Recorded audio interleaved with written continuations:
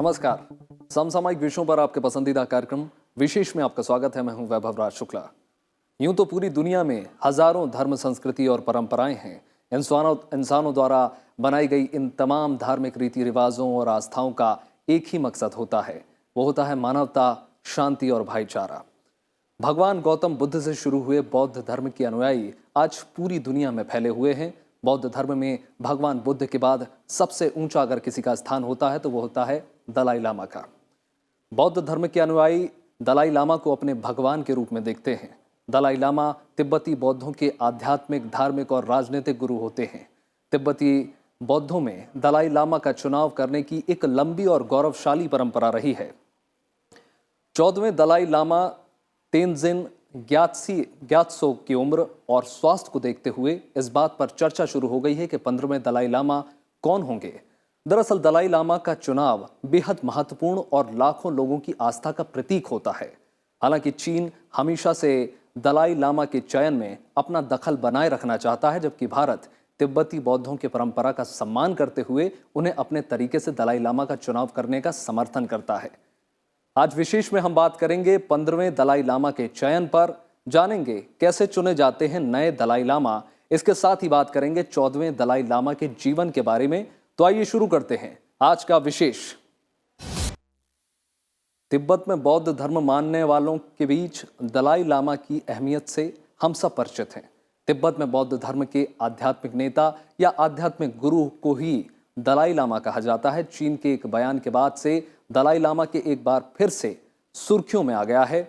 चीन के अधिकारियों का कहना है कि अगले दलाई लामा का चयन चीन के अंदर ही होना चाहिए और भारत को इसमें दखल नहीं देना चाहिए। हालांकि भारत पहले ही यह साफ कर चुका है कि दलाई लामा को भारत के लोगों में बहुत सम्मान दिया जाता है। उन्हें धार्मिक क्रियाकलापों की पूरी आज़ादी दी गई है और उन्हें लेकर सरकार के रुख में भी कोई बदलाव नहीं है।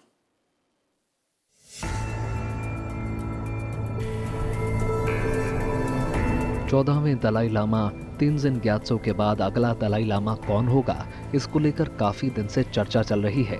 इस बीच चीन की ओर से बयान आया है कि दलाई लामा के उत्तराधिकारी पर कोई भी फैसला चीन के भीतर होना चाहिए और इस मुद्दे पर भारत के किसी प्रकार के दखल का असर द्विपक्षीय संबंधों पर पड़ेगा। तिब्बत में सहायक मंत्री स्तर के अधिकारी वांग नेंगशिंग ने लहासा में भारतीय पत्रकारों से बातचीत के दौरान कहा कि दलाई लामा का उत्तराधिकारी एक ऐतिहासिक, धार्मिक और राजनीतिक मुद्दा है। दलाई लामा के उत्तराधिकारी के लिए स्थापित ऐतिहासिक संस्थान और औपचारिकताएं हैं। उन्होंने कहा कि दलाई लामा के उत्तराधिकारी को चीन की सरकार की मान्यता मिलनी चाहिए और दलाई लामा का चयन देश के भीतर 200 वर्ष पुरानी ऐतिहासिक प्रक्रिया के तहत होना चाहिए। उन्होंने कहा कि दलाई लामा के उत्तराधिकारी पर फैसला उनकी निजी इच्छा या दूसरे देशों में रहने वाले लोगों के गुट द्वारा नहीं लिया जा सकता। तिब्बत स्वायत्त क्षेत्र की सरकार में महानिदेशक वांग ने कहा कि मौजूदा दलाई लामा को बीजिंग ने मान्यता दी थी और उनके उत्तराधिकारी की खोज स्वर्ण पात्र में डॉ निकालने की प्रक्रिया के तहत ही होनी चाहिए। मुझे लगता है कि चीन ये चाहता है कि 15वें दलाई लामा यानी कि अगले दलाई लामा वो चीनी हों, चीन में पैदा हों। इसीलिए ये तरह तरह की उल्टी सीधी स्टेटमेंट चीनी सरकार दे रही है। दलाई लामा कहीं भी पैदा हो सकते हैं। पहले भी एक दलाई लामा भारत में पैदा हो चुके हैं। कईयों का मंगोलिया से भी संबंध रहा है। इसलिए जो भविष्य में 15वें दलाई लामा होंगे वो दुनिया के किसी भी हिस्से में कहीं भी पैदा हो सकते हैं। दलाई लामा का उत्तराधिकारी चीन के लिए अहम मुद्दा रहा है। चीन चाहता है कि इस मसले पर मित्र देशों या चीन के मित्र दखल नहीं दें। हालांकि भारत दलाई लामा पर अपने रुख पर कायम है। भारतीय विदेश मंत्रालय के प्रवक्ता ने पिछले साल मार्च में कहा था कि दलाई लामा पर भारत सरकार का रुख स्पष्ट है और सुसंगत है।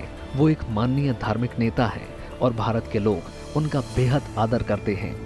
उस रुख में कोई परिवर्तन नहीं है।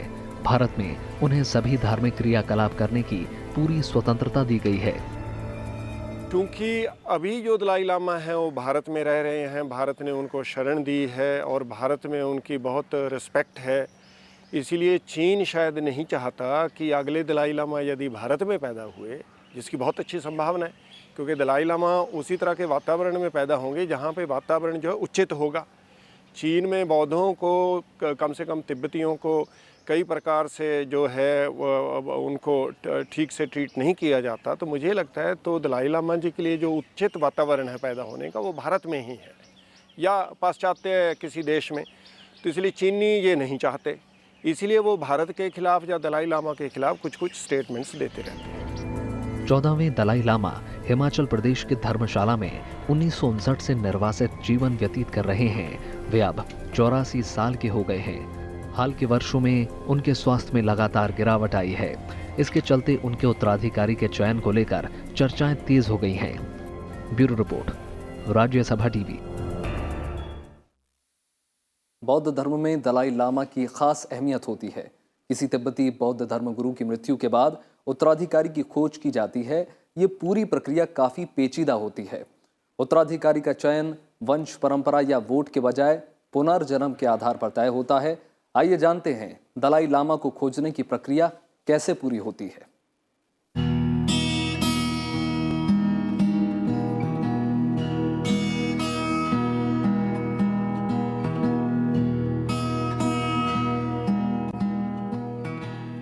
दुनिया के ज्यादातर धार्मिक संप्रदायों में धर्म गुरुओं को चुना जाता है, लेकिन तिब्बत में दलाई लामा को खोजा जाता है।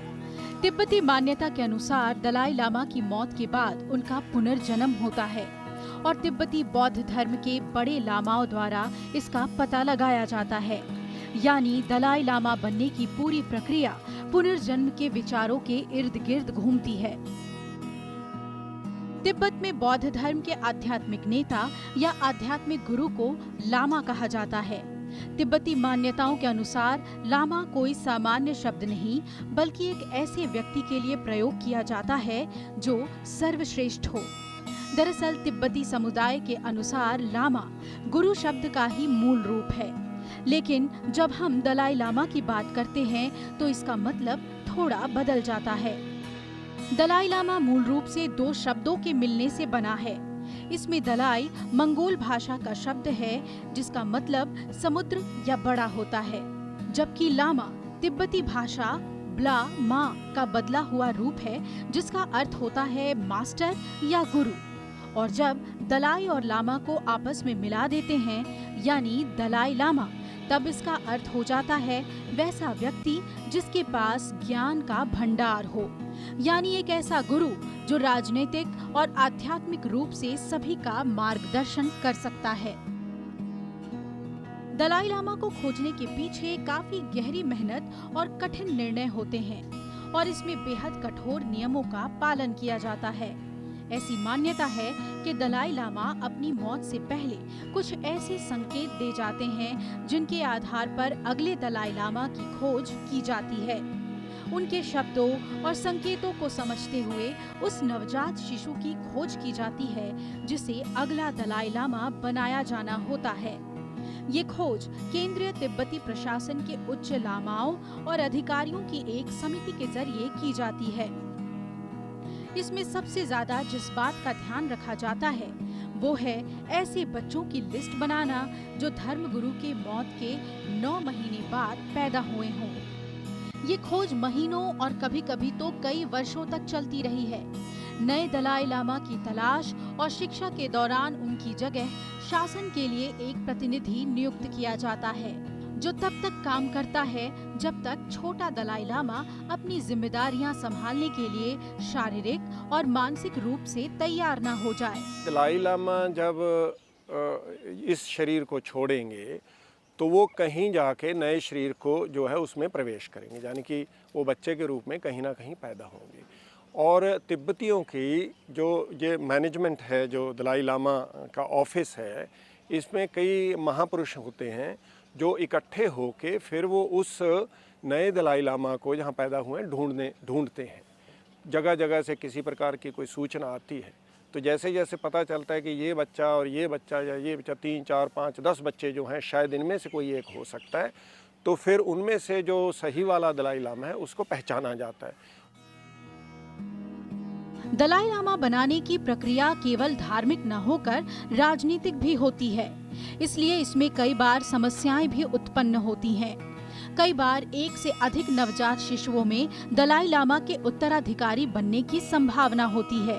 ऐसे में उन उम्मीदवारों की विद्वानों की निगरानी में कठिन शारीरिक और मानसिक परीक्षाएं ली जाती हैं, जिसमें पूर्व दलाई लामा की व्यक्तिगत वस्तुओं की पहचान भी शामिल होती है।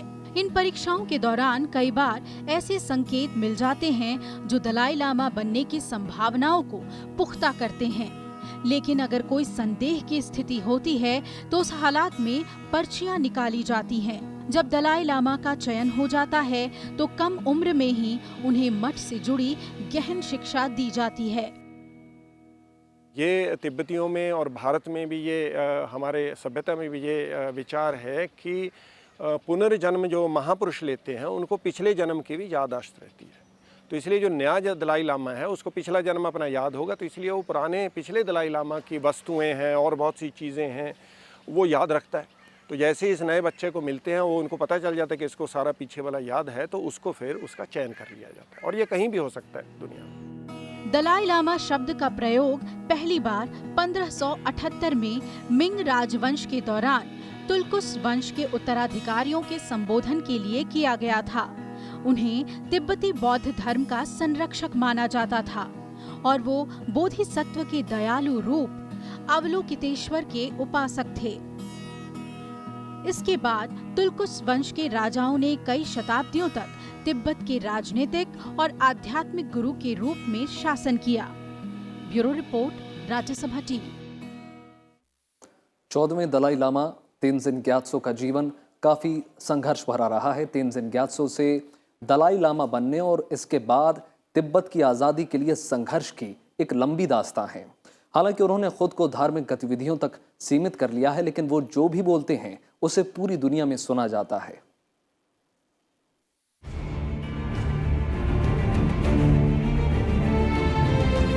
दलाई लामा यानी ज्ञान का महासागर। तिब्बती भाषा में लामा को ब्ला मा कहा जाता है, यानी श्रेष्ठतम व्यक्ति। बौद्ध धर्म में मान्यता है कि ये नाम केवल एक ही व्यक्ति को मिल सकता है।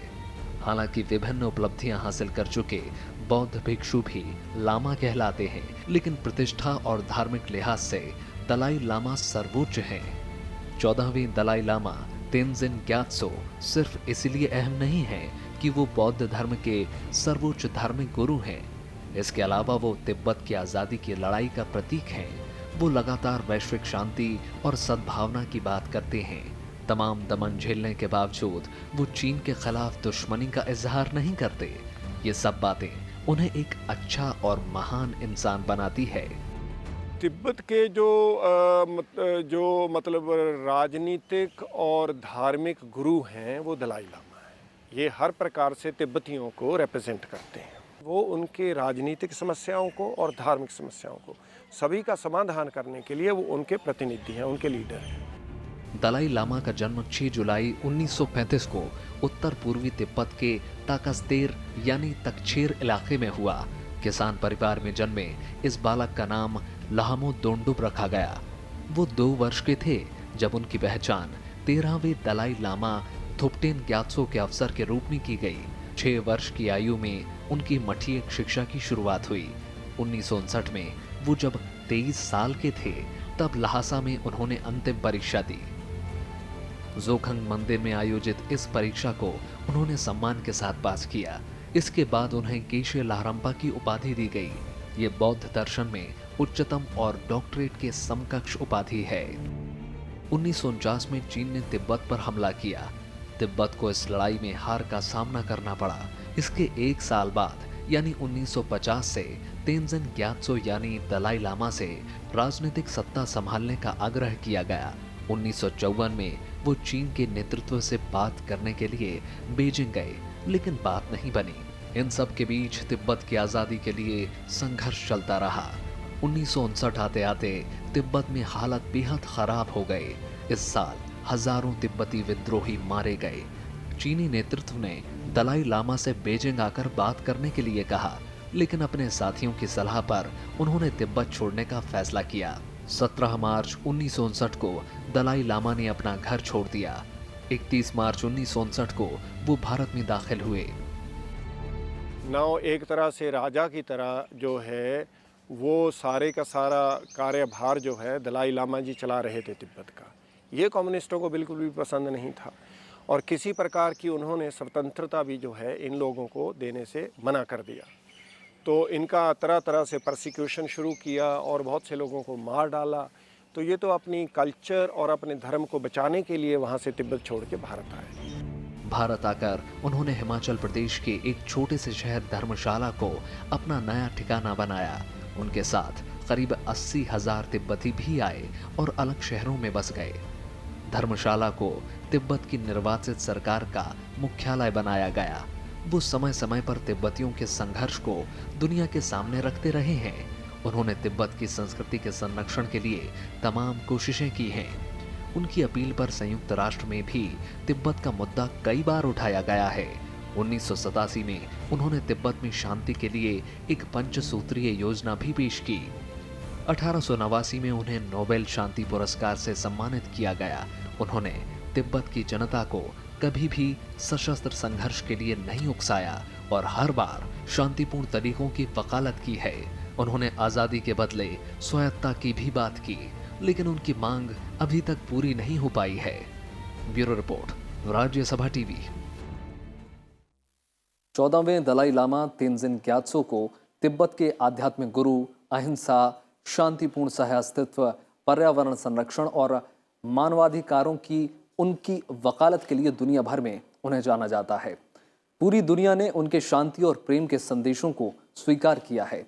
चीन की कड़ी आपत्ति के बावजूद भारत समेत दुनिया भर में दलाई लामा को बेहद सम्मानजनक व्यक्ति के तौर पर देखा जाता है। लामा तिब्बती बौद्धों की परंपरा है। दलाई लामा पद पर आसीन व्यक्ति तिब्बती लोगों का आध्यात्मिक और राजनीतिक आस्था का सर्वोच्च प्रतीक होता है। इस परंपरा में वर्तमान दलाई लामा अब तक के सबसे ज्यादा समय तक पद पर रहने वाले लामा हैं। वो तिब्बतियों की वर्तमान दशा और पीड़ा को दुनिया भर में शांति और सद्भावपूर्ण तरीके से प्रचारित करने के लिए और आधुनिक विज्ञान के प्रशंसक होने के नाते पूरे विश्व में प्रसिद्ध हैं।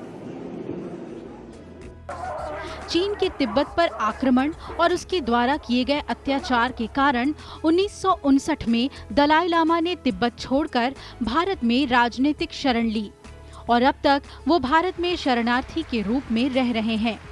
दलाई लामा पूरे विश्व में तिब्बतियों के लिए कल्याण, तिब्बती बौद्ध धर्म का प्रचार, बौद्ध धर्म और विज्ञान में समानता की खोज और सुखी जीवन के लिए करुणा का महत्व बताते हुए पूरे विश्व में घूम रहे हैं और उनका समर्थन प्राप्त करने की कोशिश कर रहे हैं। हालांकि चीन के दबाव के कारण उन्हें इसमें कठिनाई भी आ रही है। ये महापुरुष होने के नाते ये जो भी बात करते हैं, जो भी कहते हैं, वो अपने आप में बड़ी महत्वपूर्ण होती है। तो इसलिए ये सिंप्लिसिटी की बात है, शेयरिंग की बात है, पीस की बात है और गरीबी हटाने की बात है। तो ये जितनी भी अच्छी अच्छी ये बातें करते हैं तो नेचुरली लोग इनको सुनते हैं, इसलिए ये बहुत महत्वपूर्ण है। चीनी आक्रमण के बाद सबसे पहले दलाई लामा ने तिब्बत के सवाल पर संयुक्त राष्ट्र संघ में अपील की, जिसके बाद संयुक्त राष्ट्र संघ ने 1959, 1961 और 1965 में 3 प्रस्ताव पारित किए। 1963 में दलाई लामा ने तिब्बत के प्रजातंत्रीय संविधान का एक प्रारूप प्रस्तुत किया, जिसके बाद प्रशासनिक व्यवस्था को प्रजातांत्रिक बनाने के लिए कई संशोधन हुए। तिब्बत के बिगड़ते हालात को सुधारने के लिए 1987 में दलाई लामा ने 5 सूत्रीय शांति प्रस्ताव पेश किया। इसके तहत 21 सितंबर 1987 को वॉशिंगटन डीसी में संयुक्त राष्ट्र अमेरिका के कांग्रेस को संबोधित करते हुए उन्होंने कहा कि संपूर्ण तिब्बत को एक शांति क्षेत्र में परिवर्तित किया जाए। चीन की जनसंख्या स्थानांतरण की नीति, जो तिब्बतियों के अस्तित्व के लिए ही एक खतरा है, उसे पूरी तरह से छोड़ दिया जाए। तिब्बतियों के आधारभूत मानवीय अधिकार और प्रजातंत्रीय स्वतंत्रता की भावना का सम्मान किया जाए। तिब्बत के प्राकृतिक पर्यावरण की पुनर्स्थापना और संरक्षण और चीन द्वारा परमाणु हथियारों के निर्माण और परमाणु कूड़ादान के रूप में तिब्बत को काम में लाए जाने को छोड़ा जाए। तिब्बत के भविष्य की स्थिति और तिब्बतियों और चीनियों के आपसी संबंधों के विषय में गंभीर बातचीत शुरू की जाए। हालांकि चीन ने दलाई लामा के इन शांति प्रस्तावों का अब तक कोई जवाब नहीं दिया है। दलाई लामा जी जो हैं वो कोई धर्म को फैलाने के लिए नहीं प्रचार करते, वो तो धर्म के जो विशेष गुण हैं बौद्ध धर्म के, अच्छाइयाँ जो बौद्ध धर्म की हैं उनकी बातें करते हैं जगह जगह पे जाके, और लोगों को वो अच्छी लगती हैं। बौद्ध धर्म में बहुत सी ऐसी चीज़ें हैं हिंदू धर्म की तरह, जैसे हमारा वेदांत है हिंदुओं का, ऐसी बौद्धों का जो है, बुद्ध का जो दर्शन है वो बड़ा अच्छा है, बहुत महत्वपूर्ण है। वो इंसान को अच्छा बनाता है, चाहे वो मेडिटेशन हो, विपस्सना मेडिटेशन या दूसरी फॉर्म्स ऑफ मेडिटेशन बौद्धों की, और बहुत सी चीज़ें जो हैं इंसान को जो अच्छा बनाती हैं उनका प्रचार करते हैं। इसके बाद 1988 में दलाई लामा ने यूरोपीय संसद के 5 सूत्री शांति योजना के अंतिम बिंदु का विस्तार करते हुए एक और विस्तृत प्रस्ताव रखा। इसमें उन्होंने कहा कि तिब्बत के 3 प्रांतों में स्वशासित प्रजातंत्रीय राजनीतिक सत्ता के लिए चीनी और तिब्बतियों के बीच बातचीत ही एकमात्र रास्ता है और इसे शुरू किया जाए। ये सत्ता चीनी संघ के साथ होगी और चीन सरकार तिब्बत की विदेश नीति और सुरक्षा के लिए उत्तरदायी होगी। तिब्बती बौद्ध धर्म में ये माना जाता है कि जब तक सारी दुनिया के लोगों को निर्वाण प्राप्त न हो जाए तब तक दलाई लामा बार बार जन्म लेते रहेंगे, क्योंकि इनको निर्वाण के बारे में सब कुछ पता है। इसीलिए इनके द्वारा बाकी लोगों को ज्ञान प्राप्त करने में आसानी होगी। इसलिए ये जब तक लोगों को ज्ञान दे देकर सभी को जो है मोक्ष यानी कि निर्वाण जो है नहीं मिल जाता, तब तक ये दुनिया में बार बार जन्म लेते रहेंगे। ये दलाई लामा के विचारों और सिद्धांतों की वैश्विक स्वीकृति ही थी, जिससे उन्हें 1989 में तिब्बत को स्वतंत्र कराने के लिए अहिंसात्मक संघर्ष के लिए शांति का नोबेल पुरस्कार से सम्मानित किया गया। तिब्बत की स्वायत्तता को लेकर दलाई लामा दुनिया के सैकड़ों देशों की यात्रा कर चुके हैं और कई बड़े देशों के राष्ट्रपतियों, प्रधानमंत्रियों और राजकीय शासकों से मिल चुके हैं। अनेक पुरस्कारों और सम्मानों से नवाजे गए दलाई लामा की शांति और अहिंसा के संदेश को पूरी दुनिया ने स्वीकारा है। Bureau report, Rajya Sabha TV. Tenzing Gyatso तिब्बती बौद्ध धर्म के 14वें गुरु हैं, यानी अभी तक 14 गुरुओं को दलाई लामा की उपाधि दी गई है। आइए नजर डालते हैं तिब्बती बौद्ध गुरुओं यानी दलाई लामा के लंबे इतिहास पर।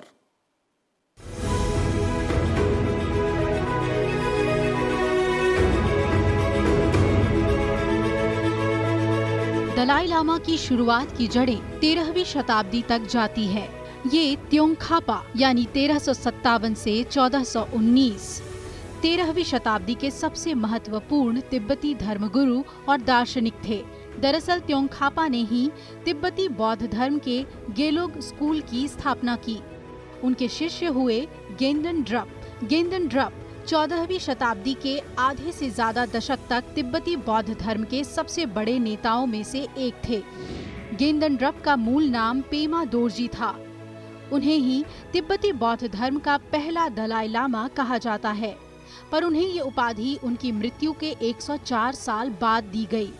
दरअसल उनके नाम पर कई मतभेद थे, क्योंकि वो कंडपा परंपरा से आने वाले धर्मगुरु थे।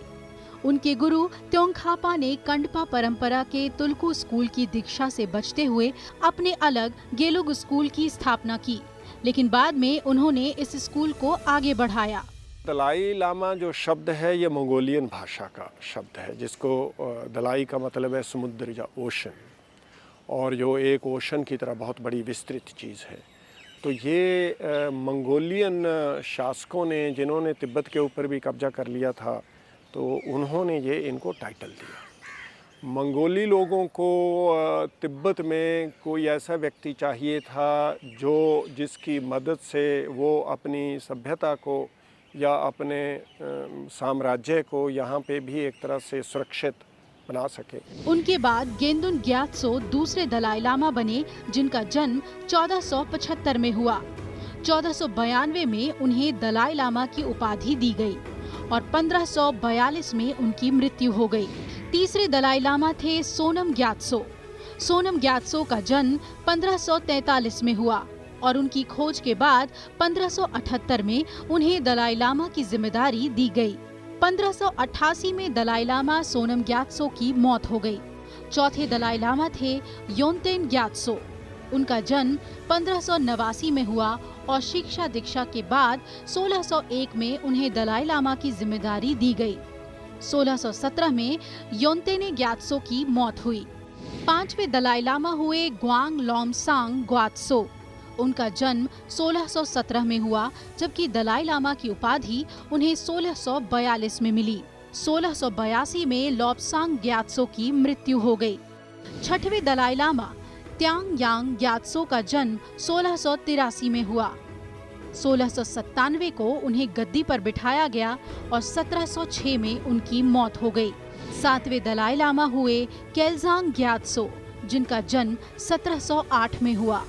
शिक्षा दीक्षा के बाद 1720 में उन्हें दलाई लामा घोषित किया गया। 1757 में केल्जांग ग्यात्सो का निधन हो गया।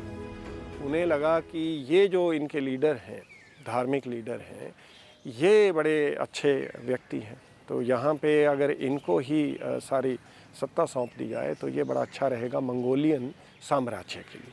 तो इन्होंने इनके जो धार्मिक लीडर थे उस समय के, उनको ये टाइटल दिया और उनको ही जो है धार्मिक और राजनीतिक मुद्दों का मुखिया बना के उनको वहाँ काम चलाने के लिए कहा। तो इन्होंने ये काम चलाना शुरू कर दिया और मंगोलिया के लोग भी बौद्ध हो गए।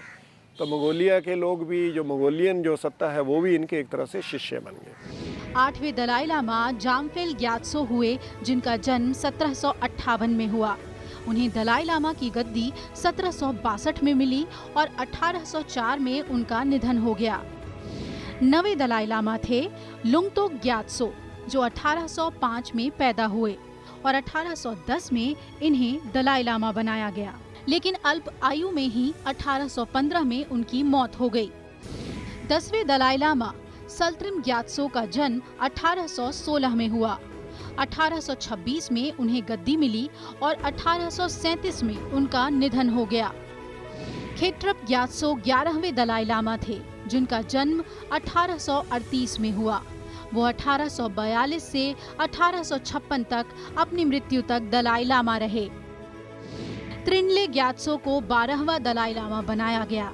उनका जन्म 1857 में हुआ और 1860 में दलाई लामा बनने के बाद 1875 में उनकी मौत हो गई। 1876 में जन्मे थुप्टेन ग्यात्सो तिब्बतियों के 13वें दलाई लामा थे। 1879 में उन्हें दलाई लामा की गद्दी सौंपी गई और 1932 में उनका निधन हो गया। इसके बाद तिब्बती धार्मिक परंपराओं के मुताबिक नए दलाई लामा की खोज हुई और पता चला कि 6 जुलाई 1935 में जन्मे तेंजिंग ग्यात्सो अगले धर्मगुरु होंगे। 17 नवंबर 1950 में 15 साल की उम्र में दलाई लामा की गद्दी सौंपी गई, जिस पर वो आज भी मौजूद हैं। Bureau report, Rajya Sabha TV.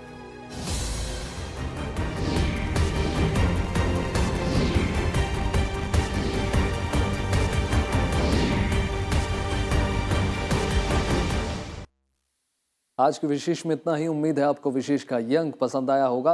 आप ये हमारा कार्यक्रम YouTube पर भी देख सकते हैं, जहां में आपकी प्रतिक्रियाओं और सुझावों का हमेशा इंतजार रहता है। बाकी देश और दुनिया की तमाम बड़ी खबरों के लिए जुड़े रहिए राज्यसभा टेलीविजन के साथ। नमस्कार।